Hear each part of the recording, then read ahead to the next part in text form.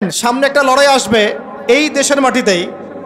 এটা আমাদের ভবিষ্যৎবাণী না, এটা আমাদের দূরদর্শিতার আলোকে বলছি। একটা তো লড়াই দেখছেন প্রকাশ্য কুফুরির সাথে তাওহীদের লড়াই। একটা লড়াই দেখছেন না, প্রকাশ্য কুফুরির সাথে কিসের লড়াই? তাওহীদের। সামনে একটা লড়াই দেখবেন মডারেট ইসলামের সাথে প্রকৃত ইসলামের লড়াই। নতুন একটা ব্যাটল দেখবেন সমাজের মধ্যে চলবে, কথায় কলমে, টকশোতে, ময়দানে, ওয়াজ মাহফিলে, সব জায়গায় দেখবেন একটা নতুন ব্যাটল সামনে আসবে। মডারেট ইসলাম মানে সুশীল মার্কা ইসলাম, বুঝেন নাই?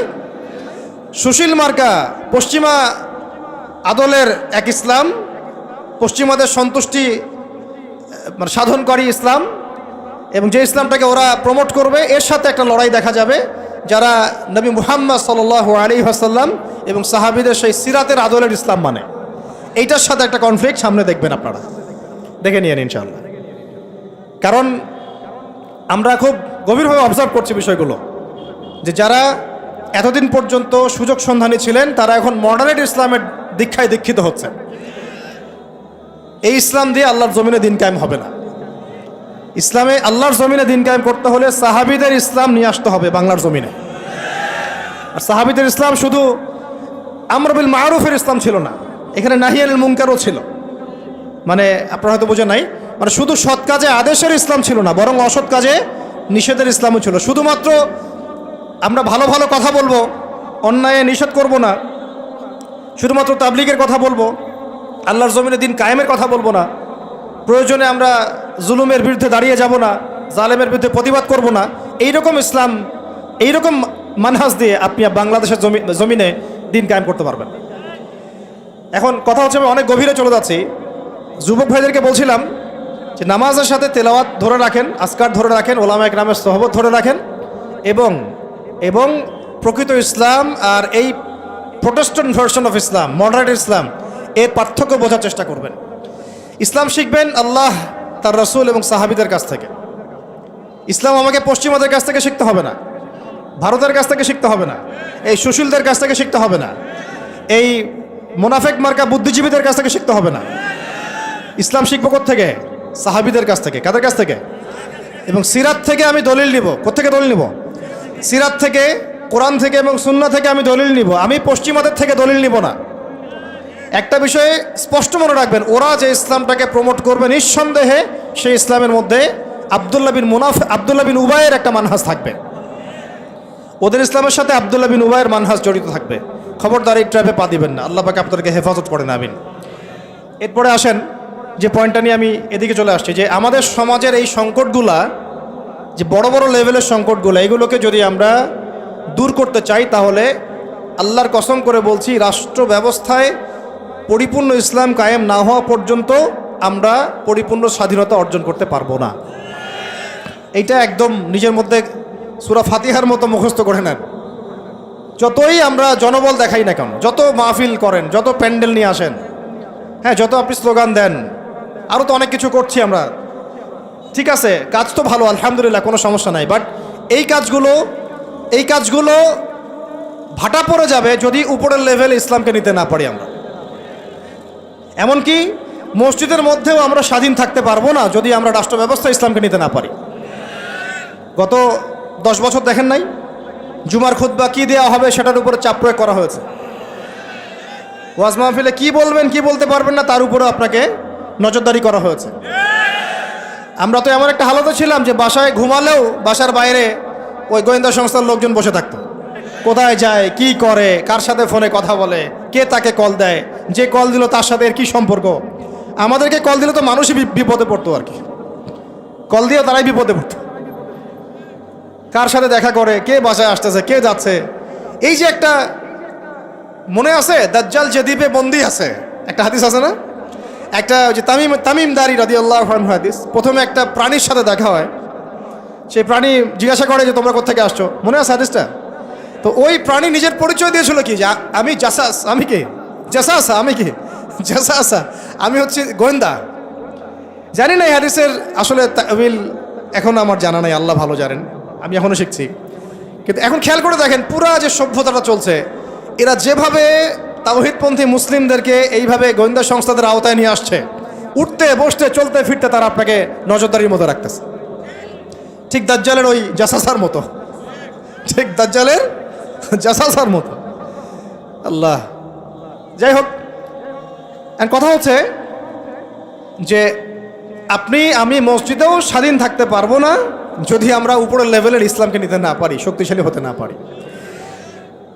এই যে একটু আগে বললাম সুদের কথা, আপনি সুদভিত্তিক অর্থ ব্যবস্থাকে বন্ধ করা তো দূরের কথা, বন্ধ করা বহু দূরের কথা, এখানে সংস্কার আনতে পারবেন না যদি আপনি রাষ্ট্র ক্ষমতা ইসলামকে নিতে না পারেন। শিক্ষার কথা বলি, দুটো লাইন বলি।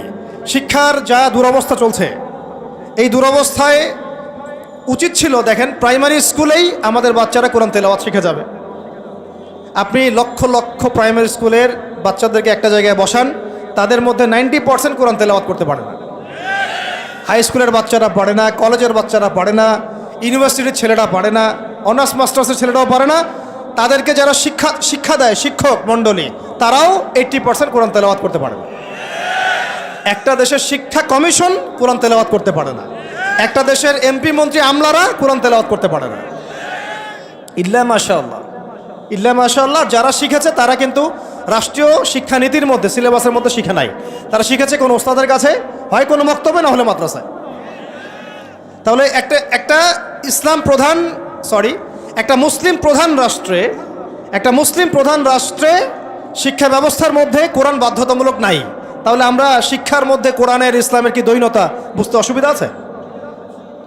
এই সংকট কিভাবে দূর করবেন যদি আপনি ইসলামকে রাষ্ট্র ব্যবস্থায় না নেন? দাবি করলাম, আন্দোলন করলাম, মানববন্ধন করলাম, আপনাদের কি মনে হয় তারা চেঞ্জ করে দিবে? কখনোই করবে না। হয়তো বলবে ঠিক আছে, আচ্ছা ঠিক আছে, আমরা 10টা সূরা দিয়ে দিলাম পড়ুক, 20টা সূরা দিয়ে দিলাম পড়ুক, এক পারা দিলাম মুখস্থ করুক, সর্বোচ্চ দিল ধরেন। কিন্তু আমরা জানি যে এগুলো দিয়ে সাহাবাওয়ালা সেই জজবা, সেই ইমান, সেই দাওয়াত, সেই জিহাদ, সেই একামতের দিন সম্ভব না। এগুলো জাস্ট আইওয়াশ শোডাউন করা মানুষকে। জ্ঞান, ইসলামের জ্ঞান যে এত গভীর, মানে আমরা এখন যেটা অনুভব করি যে আমরা এই সাগরের কিনারায় দাঁড়িয়ে আছি, এখনও সাগরে নামা তো দূরের কথা, আমরা পাও ভিজাইনি এখন। এটা হলো দ্বীন ইসলামের জ্ঞানের গভীরতা। আর আমাদের 90% মুসলিমের কান্ট্রি, এখানে শিক্ষা ব্যবস্থায় ইসলাম নাই। কোরআন বাধ্যতামূলক না, হাদিস 100টা বাধ্যতামূলক না। 20 বছর পড়াশোনা করে আমাদের ভাইরা 20টা সূরাও শিখে না। এখানে ইংরেজি বাধ্যতামূলক, সায়েন্স বাধ্যতামূলক, ম্যাথামেটিক্স বাধ্যতামূলক। আর কি বলবো, বিসিএস ক্যাডার হচ্ছে কোরআন ছাড়াই। সিরাত, নবী সাল্লাল্লাহু আলাইহি ওয়াসাল্লামের জীবনী, যে নবীকে চিনে না সে আল্লাহকে চিনবে কিভাবে? সেই সিরাত আমাদের সিলেবাসে নাই। আপনি দাঁড়ান, একজন দাঁড়ায় বলেন তো যে 20 বছর পড়াশোনা করেছেন, আপনার সিলেবাসে সিরাত ছিল? একটা বই খতামুল আম্বিয়া, সিরাতে খতামুল আম্বিয়া, পাতলা এতটুকু বই, সিরাতে খতামুল আম্বিয়া, মুফতি মোহাম্মদ শফি রাহমাহুল্লাহ লিখেছেন, এতটুকু বই। এই বইটাও কি পড়াইছে? তাহলে একটা দেশের শিক্ষা কমিশন কি করছে আসলে? এদেশের কোটি কোটি ছেলে, কোটি কোটি মেয়ে, কোটি কোটি শিশু কোরআনবিহীনভাবে শিখছে, হাদিসবিহীন শিক্ষা শিখছে, সিরাতবিহীন শিক্ষা শিখছে, ইসলামের ইতিহাস নাই, আকিদা তো বহুদূরের কথা, ফরজে আইনেরও কোনো পড়াশোনা নাই। কিন্তু এখানে আপনি শরীফও পাবেন, আরো কত কি পাবেন, এগুলো না হয় নাইবা বললাম, বলতেও খারাপ লাগে। উন্মুক্ত যৌন চর্চা ওখানে পড়ানো হচ্ছে, যৌন শিক্ষার নামে উন্মুক্ত ফ্রি সেক্সের দীক্ষা দেওয়া হয় নাই। এখন কতটুকু সংস্কার হচ্ছে আমি জানি না, নতুন করে আমি বই ঘাঁটি নাই। আগে 20-30 বছর আগে যাও ইসলামের কিছু ছিল, গদ্য পদ্য উপন্যাস কিছু ছিল, এগুলো আস্তে আস্তে সব উঠায় দেওয়া হয়েছে। খেয়াল করে দেখেন। তাহলে এটাকে পরিবর্তন আনার জন্যে শুধু কি মানববন্ধন যথেষ্ট হবে? ওয়াজ মাহফিলে আমি যে বলছি আমার বলাটা কি যথেষ্ট হবে? এরা শুনেও শুনবে না, দেখেও দেখবে না। আমি বলে দিচ্ছি আপনাদেরকে, যদি সেকুলাররা উপরে থাকে, এই তথাকথিত সুশীলরা, এই রাম বাম প্রগতিশীলরা, এরা এই কথাগুলো শুনে বিশ্বাসও করতে পারে, হ্যাঁ এটা সত্য কথা বলছে ছেলেটা, কিন্তু ওরা কিছুই করবে না। কারণ কিছু বললেই দুটো শব্দ, কিছু বললে নাকি ওদের আব্বু মাইন্ড করবে। আব্বু চিনেন তো? আব্বু হচ্ছে কে? আমেরিকা। হ্যাঁ, কিছু বললে কে মাইন্ড করবে? আবার কিছু বললে আম্মু নাকি বকা দিবে। আম্মু চিনেন? আম্মুকে? না, আম্মু হচ্ছে ভারত। ওদের চিন্তাটা এরকম, কিছু বলবো না, বলা যাবে না, কিছু করা যাবে না, সংস্কার করা যাবে না, কিছু বললে আব্বু মাইন্ড করবে। আব্বু কারা? পশ্চিমারা। আব্বু কারা? পশ্চিমারা। আবার এখন বলছে কিছু বললে আম্মু মাইন্ড করবে, আম্মু বকা দিবে। হ্যাঁ, আপনারা কেন মব সন্ত্রাস করতেছেন, মবক্রেসি করতেছেন? আসলো না কিছু কথা কয়দিন আগে? কিছু বললেই, মানে হুজুররা কিছু বললেই ভারত চেতে যাবে, ভারতের মিডিয়াতে তোলপাড় হবে।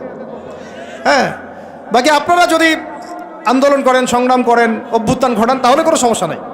হুজুররা বললে সমস্যা। এটার কারণ একটাই, এই পৃথিবী দুই ভাগে ভাগ হয়ে গেছে। মনে রাখবেন, এই পৃথিবী দুইটা শিবিরে ভাগ হয়ে গেছে, সামনে আরও যাবে।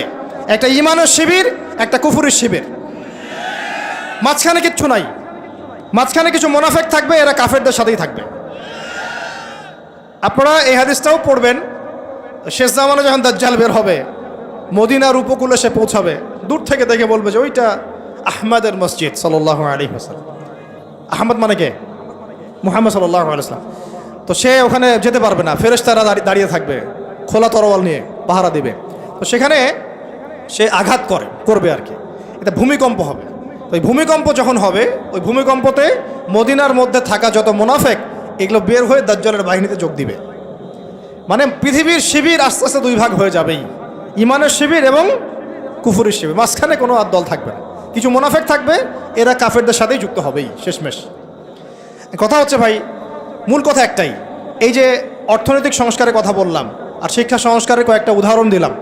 শিক্ষার এই দৈন্যতা, দুরবস্থা, 20টা বছর 30টা বছর আপনার জীবন থেকে কেড়ে নেওয়া হলো একটা চাকরির সুরসুর দিয়ে, একটা শিক্ষিত হবেন সার্টিফিকেটের একটা কলা ঝুলাই দিয়ে আপনার জীবন থেকে 20 বছর নিয়ে নেওয়া হয়েছে। এই 20 বছরে আপনি কিচ্ছু শিখতে পারেননি ইসলামের। কিন্তু এই 20 বছর কিন্তু জীবন আর ফিরে আসবে না। 20 বছর দূরের কথা, একটা দিন চলে গেলে কি ফিরে আসবে নাকি? অথচ এই 20 বছরে আপনি মুফতি হয়ে যেতে পারতেন। আমরা আফসোস করতেছি এখন। এবং ওই সময়, যে সময়টা কেড়ে নেওয়া হয়েছে, ওই সময়টা আমাদের জীবনের সবচেয়ে উর্বর সময় ছিল। ওই সময় আমাদের ব্রেন থাকতো ফটোকপি ব্রেন, একটা পৃষ্ঠা দেখলেই মুখস্থ হয়ে যায়। তখন মুখস্থ করাইছে একদম ছোটোবেলা থেকেই। আমি তো শিক্ষা নিয়ে কাজ করতেছি লাস্ট 7 বছর 8 বছর হয়ে গেছে। 7-8 বছর থেকে আমি স্কুলিং করতেছি, আরও বিভিন্ন প্রজেক্টে আছি। ওদের সবগুলো বই শুরু থেকে গোড়া থেকে ঘেটেছি, আমরা ঘাটছি, এখনও ঘাটছি। একদম ছোটোবেলা থেকেই বাচ্চাকে শেখায় Jack and Jill went up the hill. আপনারা পড়ছেন না এগুলো? জনি জনি ইয়েস পাপা, এই কবিতাগুলো একদম ছোটোবেলা থেকে প্লেয়ার ক্লাসে, নার্সারি ক্লাসে ওই কবিতার মধ্যে ওকে মিথ্যা শেখানো হয়। জনি জনি ইয়েস পাপা কবিতাটা দেখেন, ইটিং সুগার নো পাপা, খাচ্ছ কি চিনি খাচ্ছ? বলতেছে কি খাচ্ছি না, মুখের মধ্যে কিন্তু চিনি আছে। তাহলে ছোটোবেলায় আমার বাচ্চাকে শেখানো হলো কীভাবে মিথ্যা বলতে হয়। প্রত্যেকটা জায়গায় সমস্যা আছে, প্রতিটা জায়গায় তারা সূক্ষ্ম সুকৌশলে বিষ ঢুকাই দিছে। প্রবলেমের মানে সমস্যার গোড়া যে এত গভীর, কোনটা ছেড়ে কোনটা বলবো আমরা হুঁশ পাচ্ছি না। এই জন্য পুরো মূল সমাধানের জায়গাটা বললাম, ওইটা যদি ঠিক হয়ে যায় বাকি সবগুলো ঠিক হয়ে যাবে ইনশাআল্লাহ। আর এখন বিগত প্রায় 50, 60, 70 বছর থেকে বাংলাদেশের দাওয়াতের কাজ অনেক হয়েছে আলহামদুলিল্লাহ, এখনও হচ্ছে, দৈনন্দিন হয়েই যাচ্ছে ইনশাআল্লাহ। একটা জেনারেশন তৈরি হয়ে গেছে আলহামদুলিল্লাহ, যারা আল্লাহর জমিন, আল্লাহ দিন কায়েমের জন্য জান পর্যন্ত দিতে পারবে।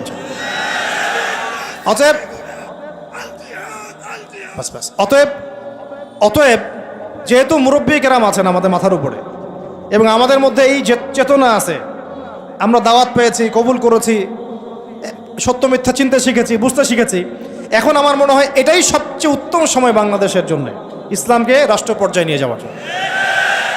এখন যদি আমরা পিছুপা হয়ে যাই, শিথিলতা দেখাই, বা এই অভ্যুত্থানে আমরা যদি পরবর্তী সময়ে ইসলামকে এগিয়ে নিতে ব্যর্থ হয়ে যাই, আমরা আবার 50 বছর পিছায় যাব কিন্তু। অতএব এখন আর চুপ করে বসে থাকার কোনো সুযোগ নাই। এখন প্রশ্ন আসবে যে এইটা কি রাতারাতি আপনার ঘরে চলে আসবে নাকি অর্জন করতে হয়? এটা কিন্তু রাতারাতি ঘরে আসবে না, এটা অর্জন করে ছিনিয়ে নেওয়ার বিষয়। বিষয়টা হচ্ছে সিরাত থেকে আপনি পড়েন, মক্কা থেকে আমরা যে বের হয়ে গেলাম, মদিনায় চলে গেলাম, মদিনা রাষ্ট্র কায়েম হলো, পরে 8 বছরের মধ্যে আমরা মক্কা জয় করেছি। কত বছর?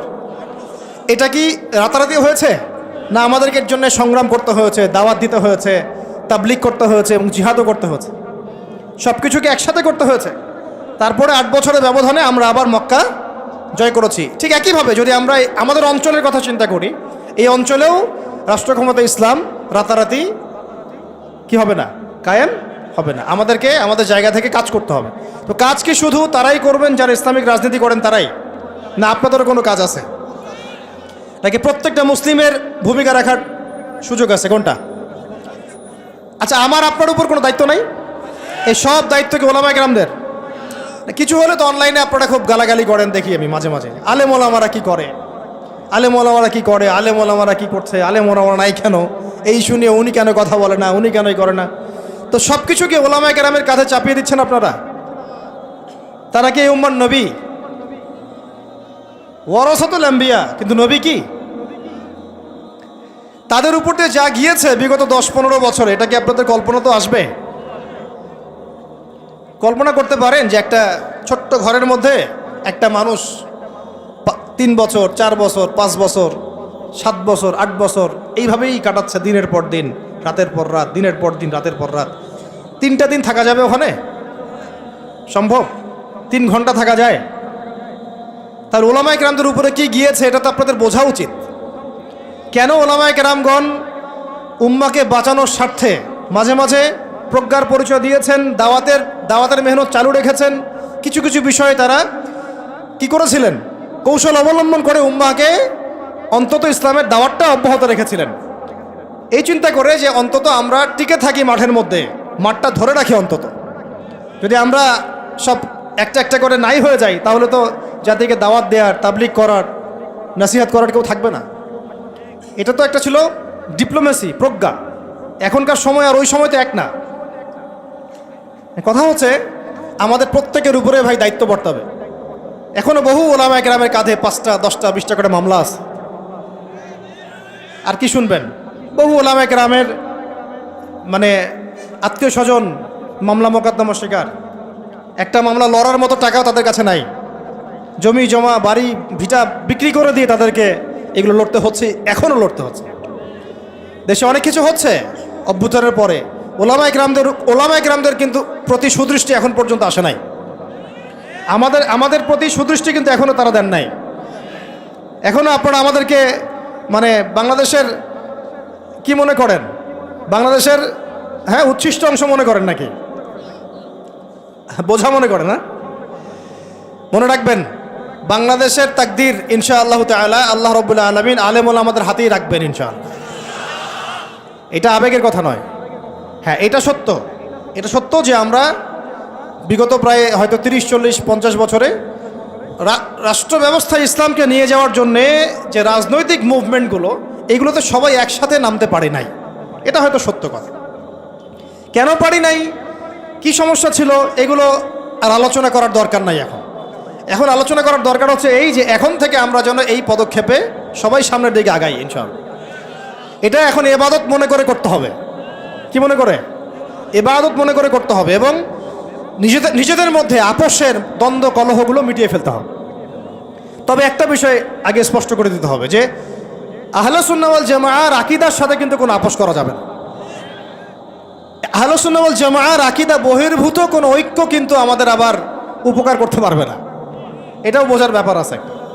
আহলে সুন্নাহ ওয়াল জামাআর সাথে যাদের আকীদাগত মিল আছে তাদের সাথে ঐক্য করতে আমাদের কোনো সমস্যা নাই। কিন্তু যারা এই আকীদা এবং মানহাজ বিবর্জিত চিন্তা চেতনা লালন করেন, তাদের সাথে ঐক্য হতে পারে ডিপ্লোম্যাটিক, কিন্তু মানহাজগত ঐক্য কখনোই সম্ভব না। এটা আমাদের আগে স্পষ্ট করে দিতে হবে। আল্লাহ পাক আমাদের বোঝার তৌফিক দান করেন। এখন আমাদের কিছু করা আছে কিনা ভাই? আমি সবার আগে আবার বলতেছি, আমাদের সবার প্রথম কাজ হচ্ছে 5 ওয়াক্ত নামাজ পড়া।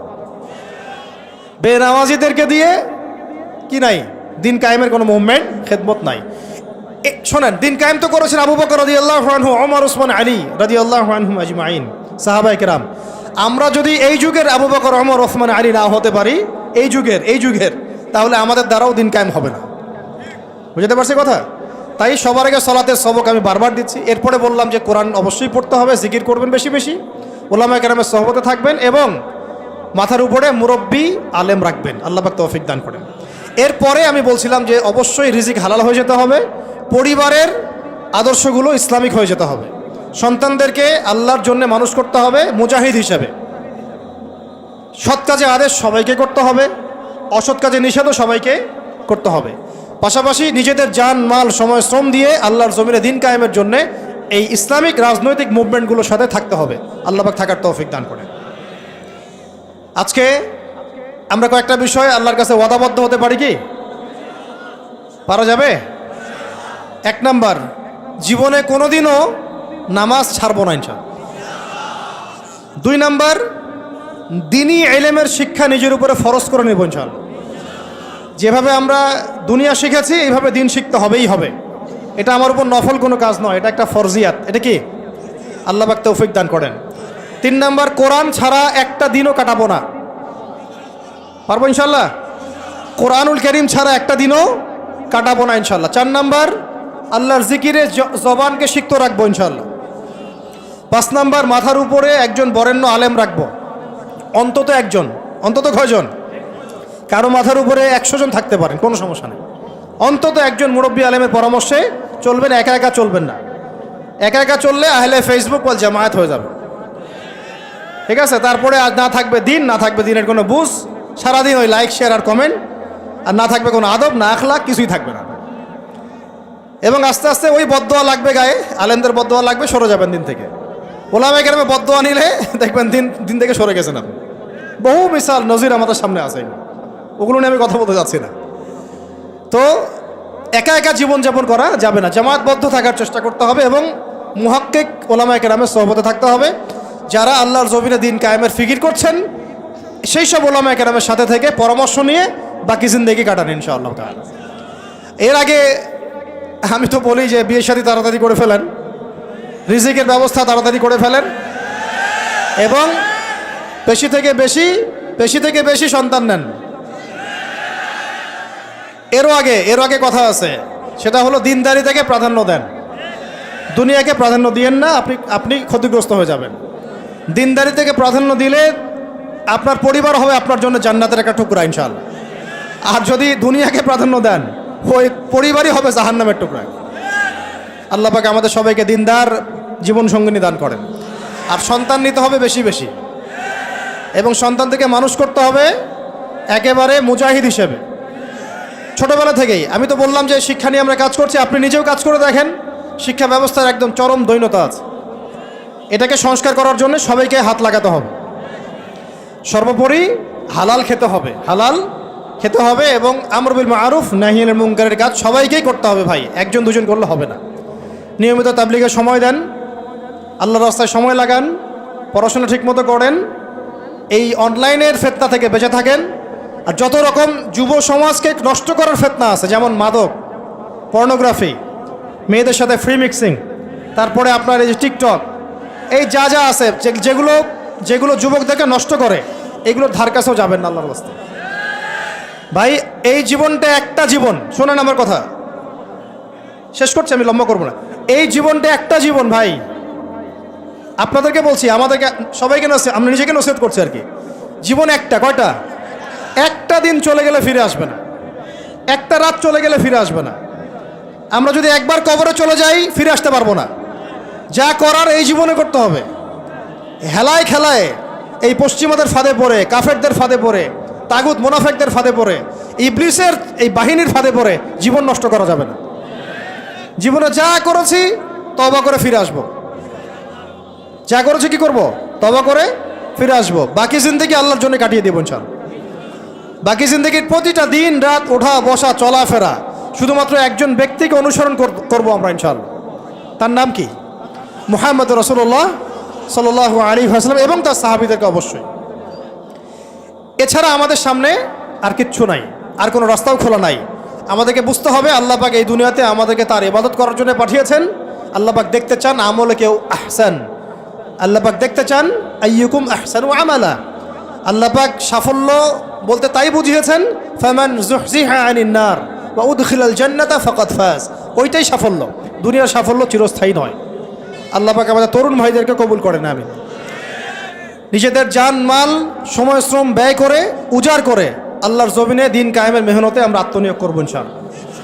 আর শুরুতে আমি বলছি না যে আপনি শুরুতেই রাস্তায় নেমে আসেন, নিজের আত্মসংস্কার করেন, নিজের নফসের সংস্কার করেন, পড়াশোনা ঠিক করে ফেলেন, আমল ঠিক করে ফেলেন, ওলামা একরামের সোহবতে চলে আসেন এবং তাদের সাথে মশওয়ারা করে পরবর্তী পদক্ষেপ নেওয়ার চেষ্টা করেন। এক কথা, জমিন আল্লাহর, দিন হবে, দিন আল্লাহর, জমিন হবে কার? এই দিন আল্লাহর, জমিন আল্লাহর, বিধান চলবে কার? বাস আল্লাহর জমিনে আল্লাহর বিধান প্রতিষ্ঠার জন্যে আমাদের সবাইকে আত্মনিয়োগ করার তৌফিক আল্লাহ পাক দান করেন, আমিন। আল্লাহ পাক আমাদের সবাইকে পরিপূর্ণ নামাজি হয়ে যাওয়ার তৌফিক দান করেন, শরিয়া বোঝার তৌফিক দান করেন, শরিয়ার বিধানগুলো বাস্তবায়ন করার তৌফিক দান করেন। আল্লাহ পাক ইসলামকে রাজনৈতিক ক্ষমতায় নিয়ে যাওয়ার তৌফিক দান করেন। আল্লাহ পাক আল্লাহর জমিনে আল্লাহর বিধানগুলো কায়েম করে ফেলার তৌফিক দান করেন। আসন্ন রমজানে আল্লাহ পাক আমাদের সবাইকে সুস্থ রাখেন, সবাইকে নিরাপদে রাখেন এবং সমস্ত রোজাগুলো হকেদায় করে করার তৌফিক দান করেন। আল্লাহ পাক আমাদের সবাইকে কোরআনওয়ালা বানায় দেন, সুন্নাহওয়ালা বানায় দেন। সাহাবায়ে কেরামের মানহাজে দিন কায়েমের তৌফিক দান করেন। সিরাত মুখস্থ করে ফেলার তৌফিক দান করেন।